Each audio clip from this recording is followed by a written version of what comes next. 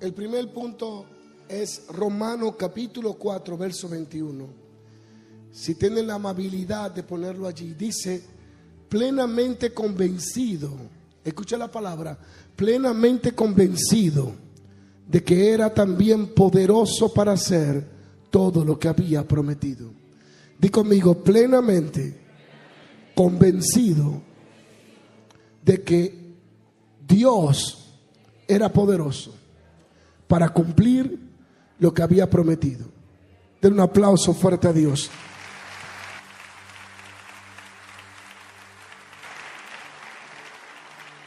Dos puntos importantes hoy que quiero dejar en tu corazón antes de irnos al segundo servicio.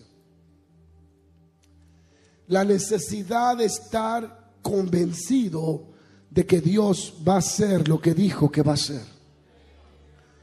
Y la necesidad de insistir en la oración. Pablo está haciendo referencia a Abraham, a quien Dios le había prometido darle un hijo y una descendencia.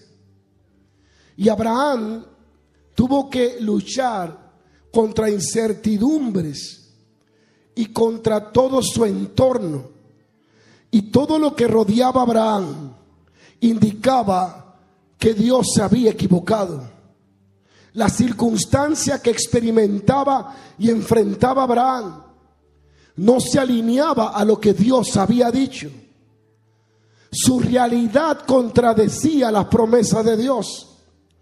Lo que él veía cada día, lo que sentía en su cuerpo, la imposibilidad que había en él y en su esposa Sara, todo indicaba que Dios se había equivocado, porque nada de su realidad se alineaba a la palabra de Dios.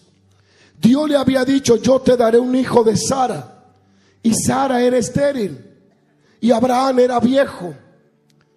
Pero la palabra de Dios estaba por encima de la debilidad de Abraham, por encima de la circunstancia adversa, por encima de la imposibilidad que experimentaba Abraham. Y es un punto importante, porque la mayoría de nosotros estamos experimentando realidades contrarias a lo que Dios nos ha dicho. Cada vez que encendemos la televisión, vemos realidades que no compaginan ni se alinean a lo que Dios nos ha dicho que va a hacer. Y es importante entender cómo vamos a comportarnos frente a las realidades que no están alineadas a lo que Dios prometió. ¿Cuál debe de ser nuestra actitud? ¿Cómo debemos de enfrentar, reaccionar y manejarnos frente a esas realidades que contradicen nuestra fe? ¿Y cuál es la actitud que debemos de tomar? La misma que tomó Abraham. Abraham estaba convencido en su interior que lo que Dios le había prometido, Dios tenía el poder para realizarlo. Y no se llevaba de lo que experimentaba en su exterior, de lo que veía o de lo que escuchaba. Estaba convencido por dentro de que lo que Dios había prometido lo iba a cumplir. Y es lo primero que debe de trabajar, en estar convencido por dentro. Aunque todo lo que escuche por fuera, todo lo que vea por fuera, contradiga lo que estás creyendo por dentro, tu fe en el interior va a desafiar tu realidad en tu exterior. Y no importa lo que hoy oiga o vea, la palabra de Dios permanece para siempre. Y Dios cumplirá sus promesas. ¿Sabe por qué? Porque Él tiene los recursos para hacer lo que dijo que va a hacer. Aunque así sea contradecido por leyes, sea contradecido por realidades, lo de Dios se establece por encima de todo. Dile a alguien, tienes que estar convencido. Y a veces, como Abraham, tú estás experimentando una realidad que contradice tu verdad. Y no está viendo las cosas como dijo Dios. Y las noticias no se alinean a lo que dijo Dios. Y los comentarios que hace la gente no se alinean a lo que dijo Dios. Pero tú no necesitas que el exterior se alinee a lo que dijo Dios. Tú necesitas que tu interior esté alineado a lo que dijo Dios. Porque Dios es poderoso para cumplir sus promesas y tiene el poder para llevarla al cumplimiento. Y es interesante porque es la forma en que el padre de la fe logra abrazar lo que Dios dijo. Es la actitud que él toma. Él toma una posición de mantenerse confiando en que Dios tiene el poder para hacer lo que dijo que va a hacer. No te dejes convencer por tu realidad. Mantente convencido por lo que Dios dijo. Gracias por su entusiasmo. No te dejes convencer por tus realidades.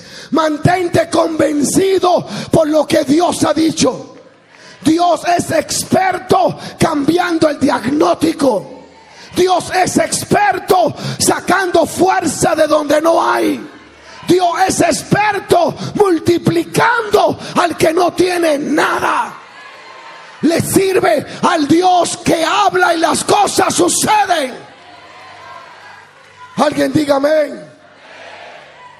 No permita que tu realidad te haga dudar de lo que Dios te ha dicho. Sigo paro.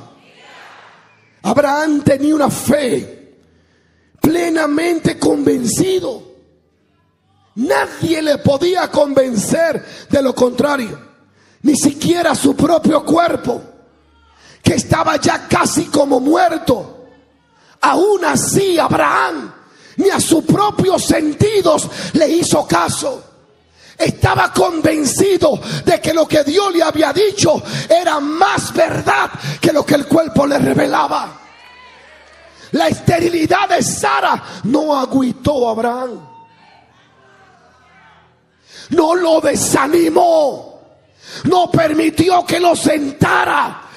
Abraham no se dejó convencer por nada que no viniera de Dios. Entendía que el que le había prometido era poderoso. Sigo paro. Y la verdadera fe no es emoción momentánea ni optimismo humano. La Biblia dice que la fe es convicción profunda, una certeza que descansa no en lo que vemos, sino en quién es Dios. Mi fe no descansa en lo que yo puedo. Mi fe descansa en lo que Dios puede. Mi fe no descansa en mi debilidad. Mi fe descansa en la fortaleza de Dios. Mi fe debe de descansar en quién es Dios. Y Dios poderoso, que llama las cosas que no son para que sean. Abraham sabía que Dios podía darle vida a los muertos, porque la fe de Abraham no descansaba en su entorno, descansaba en el Dios del cielo. Yo no sé lo que el diablo te estuvo diciendo esta semana. Yo no sé lo que la noticia te estuvo diciendo esta semana. Yo no sé lo que tu familia te dijo esta semana. Yo no sé lo que migración o el abogado te dijo esta semana. Pero dile a alguien: no lograron convencerme. Estoy convencido por lo que Dios ha revelado a mi interior. Alguien puede decir: estoy plenamente convencido. Pablo no dijo que Abraham estaba parcialmente confiado. No digo que estaba intentando creer. Dijo algo poderoso: estaba plenamente convencido. Y hoy Dios busca creyentes que no estén confundidos, sino que estén convencidos. Dile a alguien: plenamente convencido. Yo estoy convencido de que la buena obra que comenzó en mí la va a terminar. Yo estoy convencido que aquí me trajo Dios, no el hombre. Yo estoy convencido que no moriré sin ver lo que salió de la boca de Dios. Yo estoy convencido que Él me va a sanar esta mañana. Yo estoy convencido que Él es mi protector. Pero le estoy hablando a alguien o a la silla. No te deje convencer por lo contrario. Mantén tu fe en lo que Dios ha dicho. Ahora, plenamente convencido no es negar la realidad. Abraham conoció su condición. Sabía que su cuerpo estaba como muerto, que Sara era estéril, que el tiempo había pasado. Pero esto no fue argumento para él dudar de Dios. Porque así mismo como él conocía su cuerpo débil, así como conocía la situación de Sara, que era estéril, así como él sabía que el tiempo había pasado, él tenía un conocimiento extra. Conocía quién era Dios. Y cuando tú sabes quién es Dios, no te roba la duda, no te roba la fe, lo que tú sabes que eres. Porque tu fe no descansa en ti, tu fe no descansa en cosas, tu fe no descansa en los pastores, tu fe descansa en el Dios de los cielos.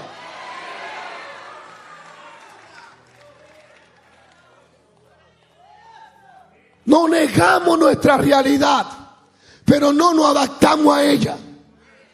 No negamos nuestra realidad, pero no nos dejamos controlar por ella. No negamos nuestra realidad, pero no nos vas a convencer. Ya estamos convencidos por la palabra que salió de la boca de Dios. Oh, yo siento que le estoy predicando a otra gente hoy. Ponme atención hoy. No niego la realidad, pero ella tampoco me va a controlar a mí. Porque estoy plenamente convencido. La Escritura dice que no dudó por incredulidad. No porque no vio la realidad, sino porque vio algo mayor que la realidad. Dile a alguien con la cara que tiene: hay algo mayor que tu realidad. Hay algo mayor que tu enfermedad. Hay algo mayor que tu diagnóstico. Hay algo mayor que tu caída. Abraham vio algo mayor que su realidad. Vio el poder de Dios y dijo: el poder de Dios le da vida a los muertos. Años atrás, en Chihuahua, en Cuauhtémoc, yo fui a orar por una joven paralítica que Dios me envió. Y cuando le vi las piernas, la fe se me estaba yendo. Le dije: Señor, están tan dobladas que no puedo creer que tú la vas a enderezar. Y Dios me dijo: cierra los ojos y comienza a mirar no la pierna, mi poder. Y cuando dejé de mirar la realidad para mirar el poder, le dije: en el nombre de Jesucristo, yo creo que te levanta. Y las piernas se enderezaron. Eso fue lo que hizo Abraham. Él vio algo más que su problema. Él vio el poder de Dios. Él vio algo más que la esterilidad de Sara. Él vio el poder de Dios. Tienes que reenfocar tu visión, no en tu realidad, sino en el poder de Dios. Deme en 10 minutos y terminamos. Dile a alguien: el poder de Dios hace cualquier cosa realidad. El poder de Dios hace que lo imposible sea posible. El poder de Dios hace que lo que no es sea. El poder de Dios resucita a los muertos. El poder de Dios abre puertas que el diablo cerró. El poder de Dios quebranta el poder de las tinieblas. Si comienza a ver tu realidad, va a empañar tu visión, que no te va a permitir ver el poder de Dios. Hay cosas en tu vida que no va a ocurrir si no es por el poder de Dios. Oh, alguien alabe a Dios. Dile a alguien, él veía el poder de Dios. La fe no ignora los hechos, pero los somete al poder de Dios. Dile a alguien, somételo. Hay momentos en que todo dice no, es imposible, pero la promesa de Dios sigue diciendo sí. ¿De dónde nace esa convicción? Plenamente convencido. Y esa convicción de Abraham, eso no viene de la nada. Eso no nace porque le cayó del cielo. La convicción, el estar convencido de que el poder de Dios lo va a hacer, no viene o no brota solo. Es una consecuencia de alguien que comenzó a caminar con Dios, de alguien que comenzó a conocer a Dios. La fe que yo tengo en Dios jamás será igual a la fe de un nuevo creyente de ayer, porque yo tengo experiencia que ese creyente no ha tenido. Yo conozco cosas que Dios hace que ese creyente no ha visto. Así que mi tiempo caminar con Dios me da como resultado convencimiento en que Él cumplirá, porque Él lo ha hecho en el pasado. Abraham no estaba convencido del método, estaba convencido de lo que Dios había prometido. La convicción nace de conocer el carácter de Dios. Cuando conozco lo poderoso que es, cuando conozco lo maravilloso que es, cuando Él se revela en profundidad a mi vida, quedo convencido de que cualquier cosa que Él me promete, yo sé que la va a lograr, porque sé que Él es poderoso. El texto dice, era también poderoso para hacer. La fe no se apoya en cómo, se apoya en quién. ¿En quién es Dios? Cuando conoces a Dios, no duda de su poder, no cuestiona su fidelidad y no negocia sus promesas. Dios promete y Él va a cumplir, porque Dios no promete lo que no va a cumplir. Y en este primer punto yo necesito que guarde en tu corazón esta palabra. No niegas tu realidad, pero no te dejas controlar por ella. Tienes que estar convencido. Y cuando viene el convencimiento, la certeza, no importa lo que esté delante de tus ojos, no importa lo que estás escuchando, no importa lo que sientes, hay un convencimiento en tu espíritu, hay una certeza inquebrantable que brotó como resultado de caminar con Dios, de tener relación con Dios, de tener intimidad con Dios. Y Dios te promete algo en el secreto, y no importa lo que veas en el público, tú sabes que lo que Él dijo se va a cumplir. ¿Por qué? Porque sabe que Él es poderoso. Abraham conocía cosas de Dios que era mayor que lo que conocía de su propia vida. Y esto es importante si quieres abrazar la promesa de Dios, si quieres caminar en victoria. Tiene que estar convencido de que Dios tiene poder para hacer lo que dice que va a hacer. Vamos a darle un aplauso a Dios. Dale un aplauso a Dios. Dale la mano a alguien y dile: tiene que estar convencido. Dile: no te enfoques en lo que ves, no te enfoques en lo que sientes, enfócate en lo que Dios dijo, enfócate en el poder de Dios. Y cuando tú caminas sabiendo del poder de Dios, no te perturba el poder del diablo. No te perturba la realidad, porque estás convencido de que Dios no promete lo que no va a cumplir. Dile a alguien: Dios promete lo que Él va a cumplir. Ahora escucha bien y termino aquí. Abraham era un hombre de fe, porque era un hombre de relación, era un hombre de oración. Y donde quiera que Abraham llegaba, levantaba un altar, que era el método, el medio, el sistema que usaban ellos para relacionarse con Dios, para tener comunión, para clamar, para orar. No puedes llegar a ser una mujer y un hombre de fe si no tiene un altar primero. Si no hay una vida de oración, de intercesión, no podrás tener convencimiento en tu interior. El convencimiento de que Dios cumplirá no nace de la nada. No nace de escuchar una canción. Nace de tener una relación. Porque cada vez que intimida con Dios, Dios te revela cosas maravillosas. Y tu fe va creciendo porque va teniendo conocimiento. La fe es el conocimiento de Dios revelándose en tu corazón.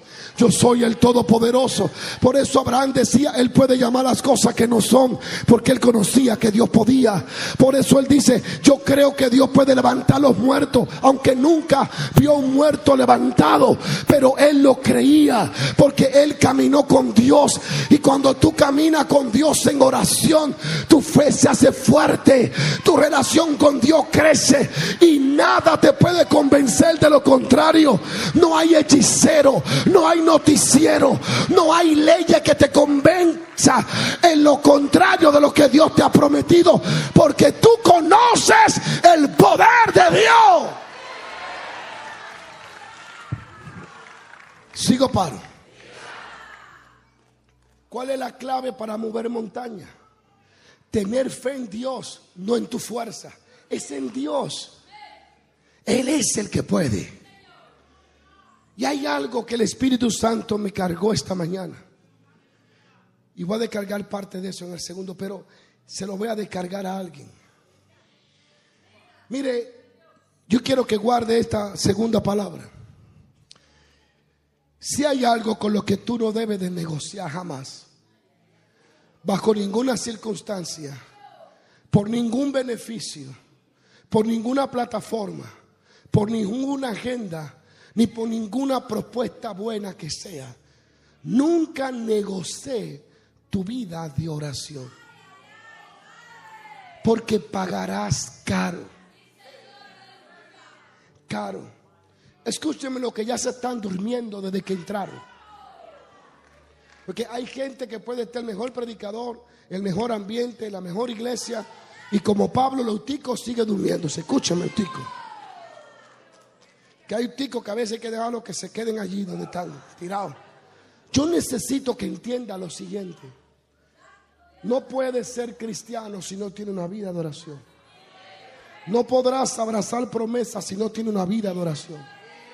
No podrás tener sensibilidad si no tienes una vida de oración. Dios ha establecido desde antiguo tiempo que Él responde a la oración, no a la necesidad ni a la queja. Si no oras, tu vida espiritual estará frita. Si no oras, no vas a tener fuerza para decirle al pecado que no.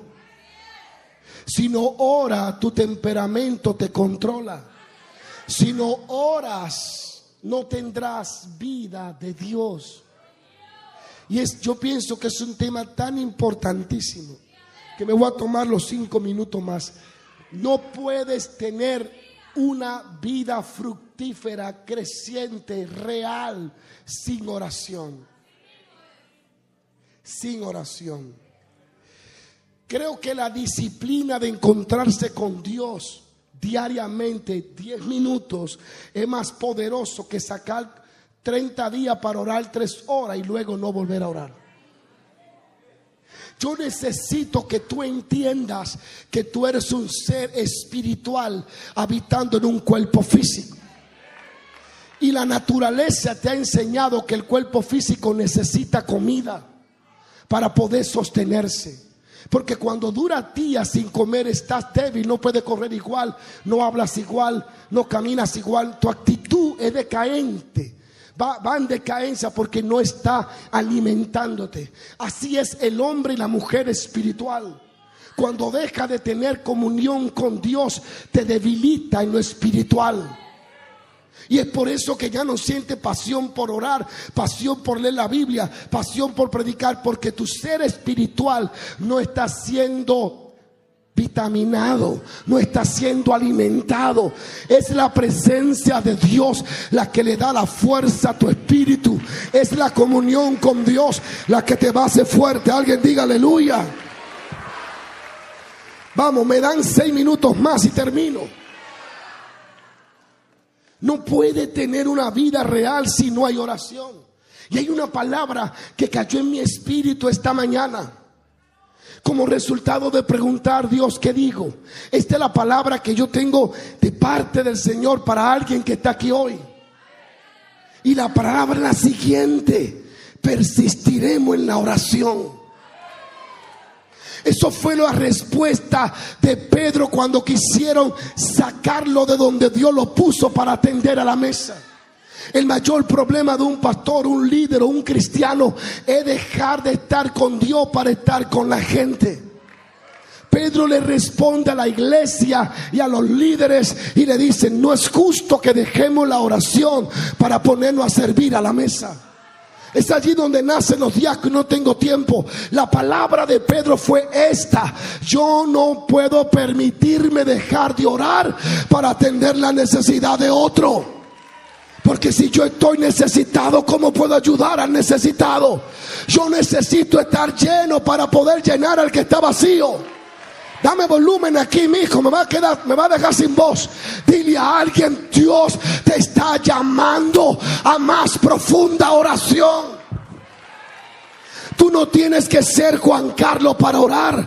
Tú no tienes que ser Robin. Tú no tienes que ser un profeta para tener una vida de oración. Tú solo tienes que ser un hambriento que quiere conocer más a Dios. La vida de oración no es para pastores, es para todo el que busca a Dios. La vida de oración es para aquel que quiere conocer a Cristo más. Persistiremos en la oración. Y el Espíritu Santo me hizo este llamado: persiste en la oración y yo voy a abrir los cielos. Persiste en la oración y yo voy a traer multitudes de todas partes.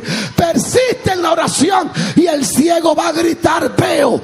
Persiste en la oración y el mudo va a profetizar. Hay personas que Dios está esperando que oren para cambiar su situación. Y ellos están esperando que Dios cambie su situación para ellos orar. Necesita entender. Yo hablaba eso con Robbie y llegamos a esa misma conclusión: Dios no va a hacer nada en tu vida si no ora. No importa el deseo que tenga, lo bueno que se vea el proyecto, si no lo ora no va a funcionar. Sigo para Lucas 11, Jesús hablando de la oración, dice algo muy interesante. Y aquí lo dejo. Dice sobre orar, sobre pedir. En este capítulo Jesús revela que el Espíritu Santo no es para el que lo necesita, es para el que lo pide. Porque si vosotros saben dar cosas buenas a los hijos, ¿cuánto más no dará el Espíritu Santo a los que lo necesitan?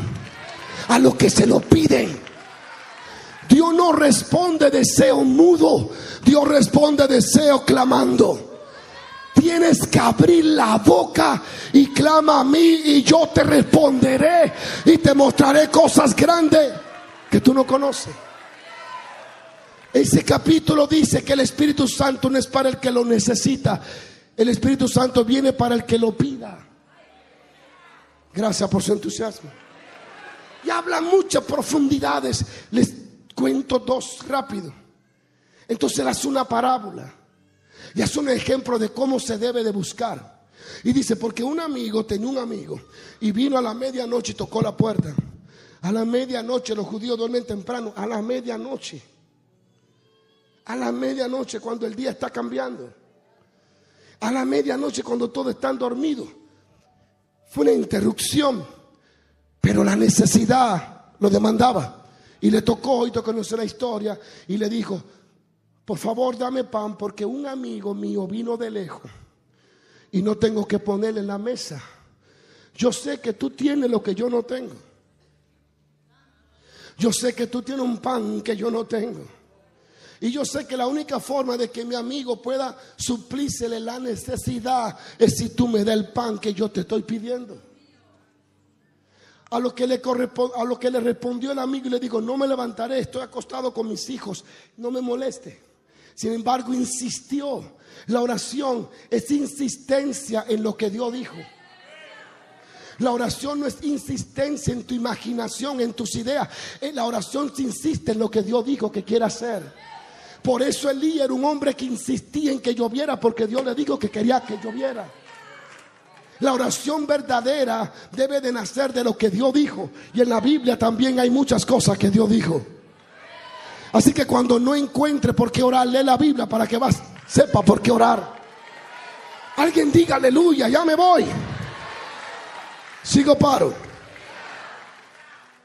Y cuando tú lees esto, uno de los puntos importantes de esta parábola que hace sobre la oración es el hombre que se levanta en la madrugada, en la noche, a la medianoche, y toca la puerta de aquel hombre. Dame pan. El esfuerzo que él está haciendo para tocar la puerta, levantarse para buscar el pan esa hora, no es para su propio beneficio, es para beneficio de otro, para suplir la necesidad de otra persona. Eso es intercesión. El que tiene el pan en esta historia es Dios, el Señor. El que necesita el pan son las personas, los demás, los que están hambrientos, enfermos, atados, endemoniados. El que busca el pan representa dos cosas, nosotros, pero también representa la oración. Sigo paro. Representa cómo la oración trae el pan. El pan llegará a la mesa de quien lo necesita, porque alguien hizo un puente, una transferencia, y esa es la oración. La oración es el puente entre el cielo y la tierra, y si dejamos de orar, las personas no les llegará el pan. Si dejamos de orar, la persona dejará de ser sanada por Dios, dejarán de ser salva por Dios, dejarán de ser visitada por Dios. Esto es un ejemplo, es un principio inquebrantable. Nada llega a la gente si primero no se ora a Dios para que llegue. Nada llegará a tu vida si no está el puente de la oración. Y termino con esto. La palabra clave es, y nosotros persistiremos en la oración. ¿Quiere un cambio en tu vida? Persiste en la oración. ¿Quiere una vida fructífera? Persiste en la oración. ¿Quiere tener visiones frescas? Persiste en la oración. Un día me dijo el Señor, yo le dije, ¿qué hago, Señor, para que la iglesia se llene? Y Él me dijo, mantente ungido.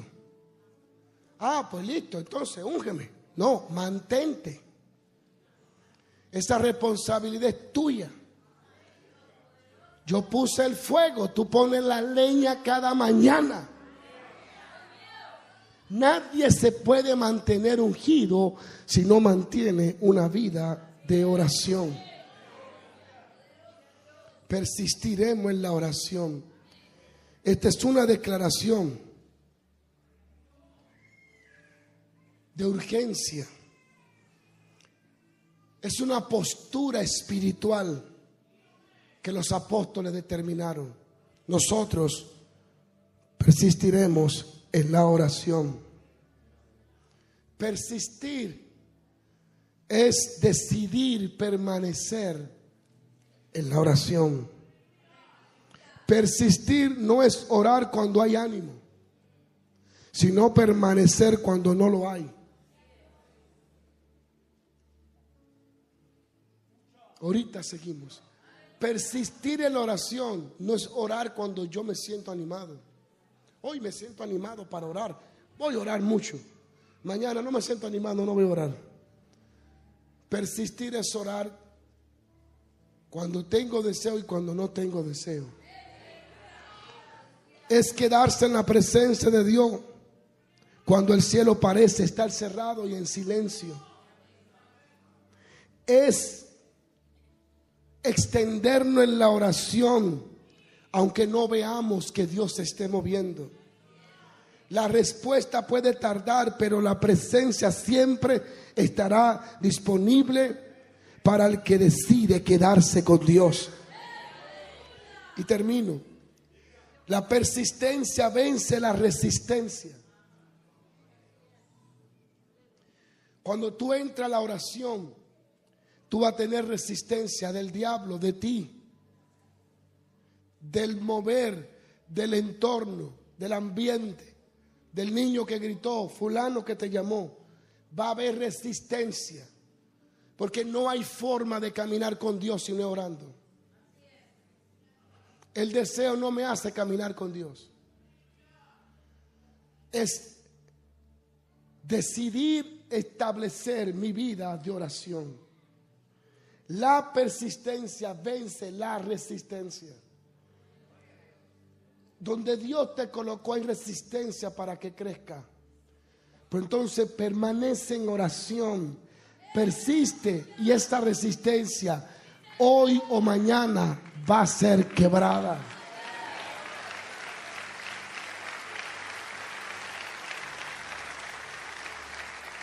Y cierro con esto. Cuando el profeta le dijo al rey, ti lanza la flecha, golpea, él se detuvo. Y es una enseñanza tan profunda que la hablaremos en otro momento. La falta de persistencia en este rey solo le llevó a tener ciertas victorias. Y ese es el problema con muchos de nosotros.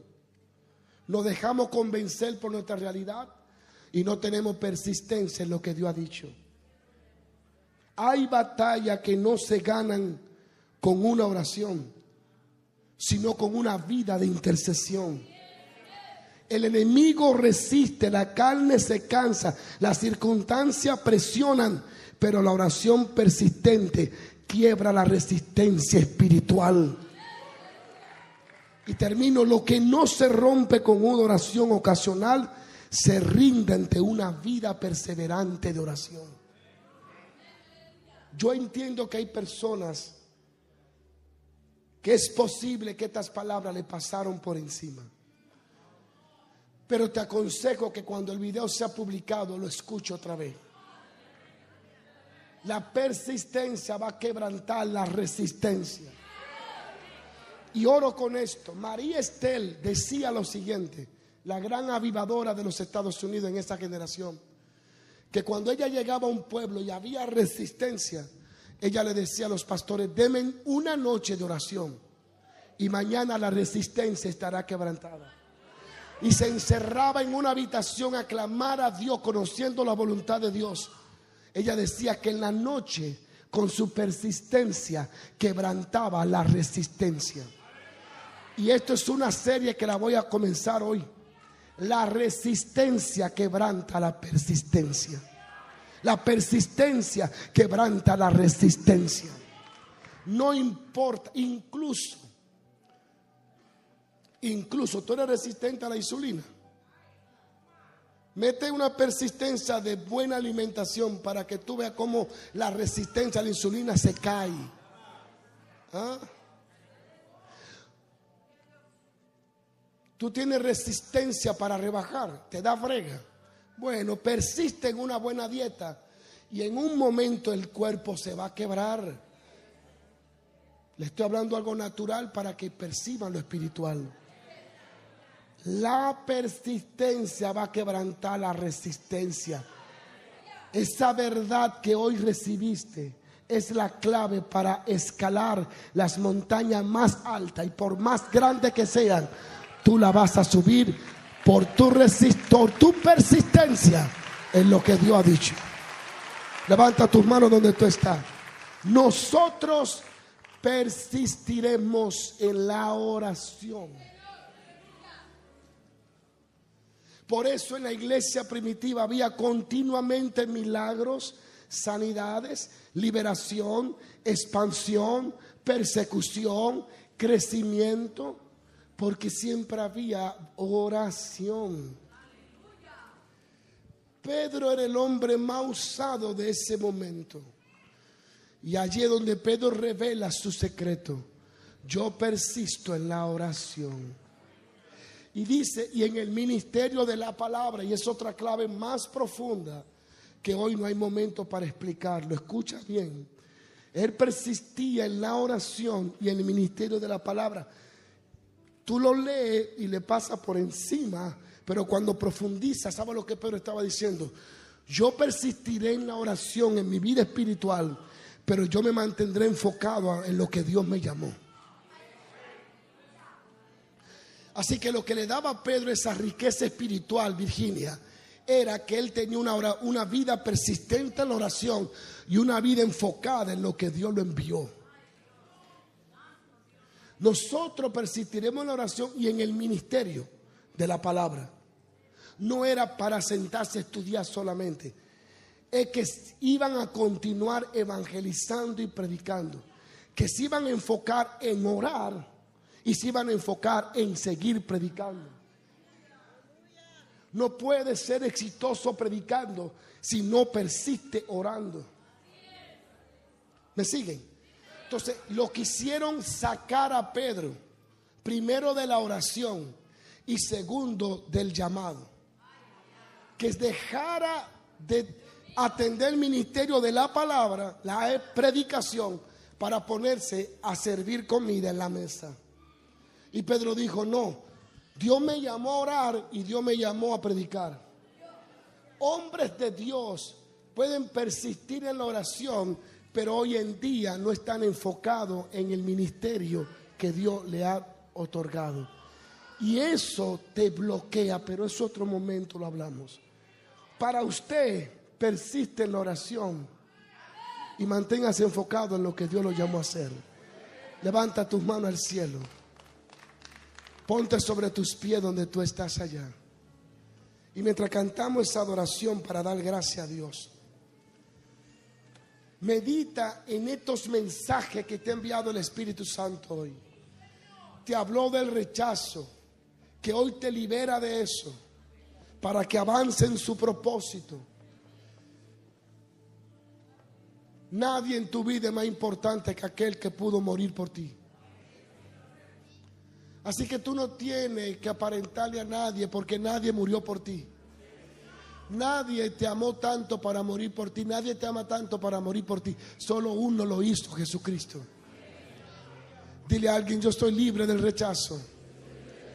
Estoy convencido de que Dios tiene poder y persistiré en mi vida de oración.